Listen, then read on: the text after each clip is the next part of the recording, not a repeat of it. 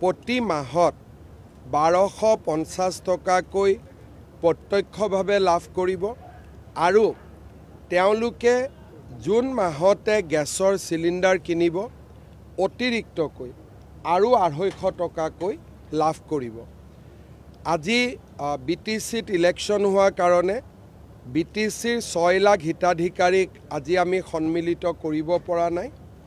আজি 34 লাখ আইমাতৃয়ে 32 লাখ আইমাতৃয়ে এই আঁচনিৰ ধন লাভ কৰিব আৰু অহা এমাহৰ ভিতৰত BTCটো আমি হিতাধিকাৰী নিৰ্বাচন সম্পূৰ্ণ কৰি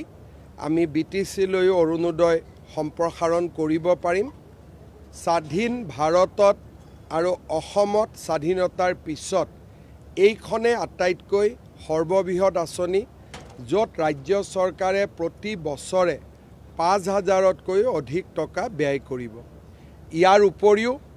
মই আজি মহিলাসকলক আইমাতৃসকলক প্ৰতিশ্ৰুতি দিছোঁ যে তেওঁলোকক ফেব্ৰুৱাৰী মাহত মই এটা বিশেষ উপহাৰো প্ৰদান কৰিম। Today we have launched Arunodaya 3.0. This scheme was launched in 2020. Then this scheme was improved twice, and on this day we have launched Arunodaya 3.0. The number of women beneficiary has increased, and the amount of fund disbursed has also been increased along with the progression of the scheme. This scheme is almost a kind of Ladli Behana scheme which people knows in the India's landscape. But this Arunodaya was launched much prior to the Lakshmi Bhandar scheme of West Bengal as well as Ladli Behana scheme of Madhya Pradesh. We started this scheme in the year 2020 and all other states has replicated this scheme from Assam. So, আজি কোনো পাঠদান ব্যাহত হোৱা নাই। Mid day মিলৰ ব্ৰেকতে মিটিংখন হৈ গৈছে, সেইকাৰণে আমি 1 ঘণ্টাই কৰিছোঁ যাতে মধ্যাহ্ন আহাৰ ভোজনৰ যিটো ব্ৰেক পায় তাতে মিটিংখন শেষ হৈ যায় আৰু কোনো স্কুলত সোমোৱা নাই। আইমাতৃসকলে স্কুলৰ বাহিৰৰ ফিল্ডখনতহে বহিছে। সেইকাৰণে মই নাভাবোঁ যে এইবিলাকৰ সমালোচনাৰ কিবা যুক্তি আছে। চাওক, মই এইটোৱে কৈছোঁ যে বিৰোধীসকল নিশ্চয় মাকৰ পেটৰ পৰা জন্ম লোৱা নাই, নহ'লে মাকক কিবা দিলে কোনোবাই আপত্তি কৰে নেকি? ভালে পাব লাগে যে আমি কৰিব নোৱাৰিলোঁ অন্ততঃ ই কৰিছে। আজি যদি মই বিৰোধীত থাকিলোহেঁতেন মই ক'লোহেঁতেন যে মুখ্যমন্ত্ৰীক মই সকলো কথাত সমালোচনা কৰোঁ, কিন্তু মোৰ মাক 1250 টকা দিব অন্ততঃ এই স্কিমটোৰ কাৰণে মই মুখ্যমন্ত্ৰীক ধন্যবাদ দিম। তেতিয়া বিৰোধীৰো ভোট ক'ৰবাত বাঢ়িলেহেঁতেন। যিমানে অৰুণোদয়ক সমালোচনা কৰিব কোনো মেডিয়াই বচাব নোৱাৰে কংগ্ৰেছক। অৰুণোদয় আঁচনিৰ ইমানে শক্তিশালী আছে, ই মেডিয়াৰ শক্তিতকৈ বহুত ডাঙৰ শক্তি হয়। এইটো শক্তিৰ লগত কোনো যুঁজিবই নোৱাৰে। এই কথাটো আমি जिमाने बुझी पाम इमाने सकलोरे कारणे मंगल। फरवरी में और कुछ करूँगा, प्रधानमंत्री जी को बुलाऊंगा और प्रधानमंत्री जी का कर कमल से ही आसाम का माँ को कुछ तोहफा देने का कोशिश करूँगा। इतना जबरदस्त स्कीम है, ये इतना जबरदस्त स्कीम है। ये स्कीम का जो ताकत है मीडिया से भी बड़ा है, पॉलिटिशियन से भी बड़ा है,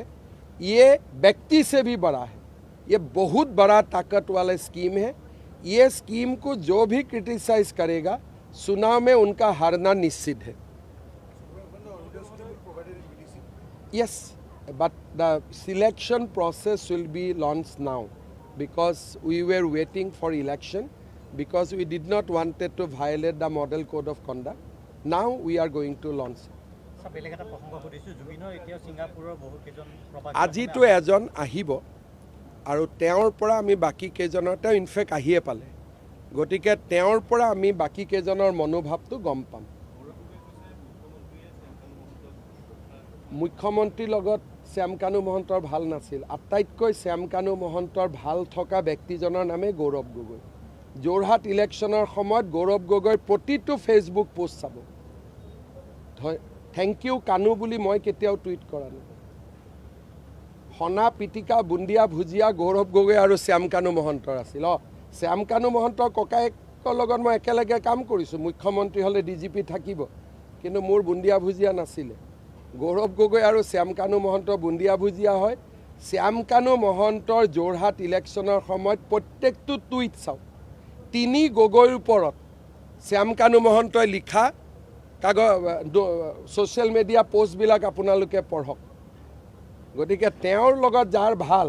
দুদিন পিছত ক'ব মোৰ ল'ৰা ছোৱালীৰ লগত হিমন্ত বিশ্ব শৰ্মাৰহে ভাল তেওঁলোক কেনেকৈ ব্ৰিটিছ হ'ল মইতো গম নাপাওঁ হিমন্ত দাহে কৰি দিছে দুদিন পিছত তেনেকুৱা হ'বগৈ এইটোতো পূৰা ৰাজনীতিয়ে কৰি আছে না জুবিনৰ অনুৰাগীবিলাক খুব সন্তুষ্ট যে অসম চৰকাৰে এটাৰ পিছত এটাকৈ গ্ৰেপ্তাৰ কৰিছে তদন্ত কৰিছে আৰু জুবিনৰ অনুৰাগীসকলে ভাবিবই পৰা নাছিল যে অসম চৰকাৰে ইমান ক্ষিপ্ৰতাৰে কাম কৰিব প্ৰত্যেকজন জুবিনৰ অনুৰাগী মোৰ মোবাইলত মেছেজ দি ভৰ্তি হৈ আছে কেনেকৈ আপুনি ছিংগাপুৰৰ পৰা আনিলে তেওঁক বিদায় দিলে ইমান ধুনীয়া মাটিত তেওঁক শেষ বিদায় দিলে জুবিনৰ অনুৰাগীবিলাকতো এতিয়া 10% মোৰে অনুৰাগী হৈ গৈছে যে জুবিন দাক আপুনি ইমান সন্মান কৰিছে আৰু জুবিনৰ অনুৰাগীৰ ভিতৰতো মই নিজেও আছোঁ মোৰ দেউতাৰ গান কোনে বনাইছিলে জুবিনে বনাইছিলে জুবিনৰ অনুৰাগীৰ কম্পিটিশ্যন হ'লে মোৰো নামটো 1ৰ পৰা 10ৰ ভিতৰত থাকিবই জুবিন জীয়াই থাকোঁতে জুবিনৰ ভাল কোনে কৈছিলে অখিল গগৈয়ে কৈছিল নে লুৰিণজ্যোতি গগৈ কৈছিল নে গৌৰৱ গগৈ কৈছিল নে হিমন্ত বিশ্ব শৰ্মাই কৈছিল মই জুবিনৰ ওপৰত যেতিয়া আক্ৰমণ হৈছিল 2020ত মই কি কৈছিলোঁ যে মৃত্যুৰ পিছত জুবিনক সন্মান দিব নালাগে জীয়াই থাকোঁতে জুবিনক সন্মান দিয়ক ভূপেন হাজৰিকাক আমি জীয়াই থাকোঁতে সন্মান নিদিলোঁ মৃত্যুৰ পিছত যিমানে সন্মান নিদিওঁ কিয় তেওঁ দেখা নাপাব 2020 চনত মোৰ এতিয়াও ফেচবুক পোষ্টটো মোৰ আপলোড হৈ আছে মই কৈছিলোঁ জুবিনক জীয়াই থাকোঁতে সন্মান দিয়ক গতিকে হেতুটো আপোনালোকেও কোনো লিখা নাছিলে লিখিছিলে নেকি কোনবাই মইহে লিখিছিলোঁ গৌৰৱ গগৈ লিখিছিল নেকি কোনে লিখিছিলে হিমন্ত বিশ্ব শৰ্মাই লিখিছিলে কাৰণ মই জানিছিলোঁ জুবিনক মৃত্যুৰ পিছত সকলোৱে সন্মান দিব কিন্তু মই কৈছিলোঁ জীয়াই থাকোঁতে জুবিনক সন্মান দিয়ক গতিকে জুবিনৰ অনুৰাগীৰ ভিতৰত মোৰ নম্বৰটো আহি যাব আৰু নিজৰ ককায়েক হিচাপে আহিব গতিকে এইকাৰণে মোৰ লগত আমাক লৈতো মানুহ ভীষণ সন্তুষ্ট যে জুবিনক ইমানখিনি আমি সন্মান দিছোঁ আৰু দিব লাগিব আৰু তাৰো প্লেনো আমি কৰি আছোঁ আগতো আমাৰ বহুত পৰিকল্পনা আছে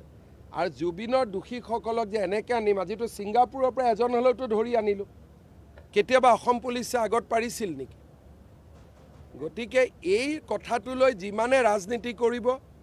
মইতো ৰাজনীতি কৰাটো নিবিচাৰোঁ কিন্তু ৰাজনীতি কৰিলে লাভটো মোৰ হ'ব সেইকাৰণে ৰাজনীতি কৰক নকৰক কংগ্ৰেছে চাই লওক নকৰিলে মোৰ লছ কৰিলে মোৰ লাভ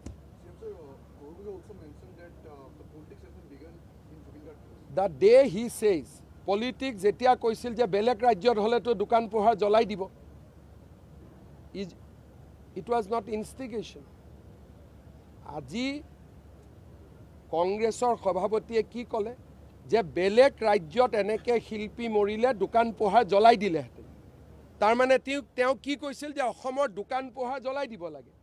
তাৰমানে দোকানীবিলাকক তেওঁ বেয়া পায় শ্ৰম কৰি থকা মানুহবিলাকক বেয়া পায় ইয়াৰ ওপৰত গৌৰৱ গগৈৰ ওপৰতে FIR ৰেজিষ্টাৰ হৈ আছে তেওঁ যে ক'লে যে দোকান পোহাৰ জ্বলাই দিলেহেঁতেন তাৰমানে ইনডাইৰেক্টলি তেওঁ কি কৈছিলে যে দোকান পোহাৰবিলাকক জ্বলাই দিব লাগে দোকানীবিলাকৰ লগত কি শত্ৰুতা yes there will be a case Assam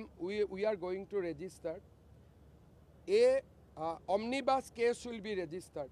যিসকলে উচ্চতনি দিছিল and in that case I am sure Gaurav Gogoi will be questioned too আমি এখন যেনেকৈ কা আন্দোলনৰ সময়ত আমি এটা অমনিবাস কেছ ৰেজিষ্টাৰ কৰিছিলোঁ ইয়াতো we are going to register a omnibus case যিসকলে এয়াৰপোৰ্টত গণ্ডগোল কৰিছিল সৰু সজাইত গণ্ডগোল কৰিছিলে ইয়াত গণ্ডগোল কৰিছিলে এই গোটেইবিলাক কোনো এজনো হাৰি যাব নোৱাৰে কাৰণ এই অসমখন নেপাল কৰি থাকিম বুলি কোৱা মানুহ মই কাকো এৰি নিদিওঁ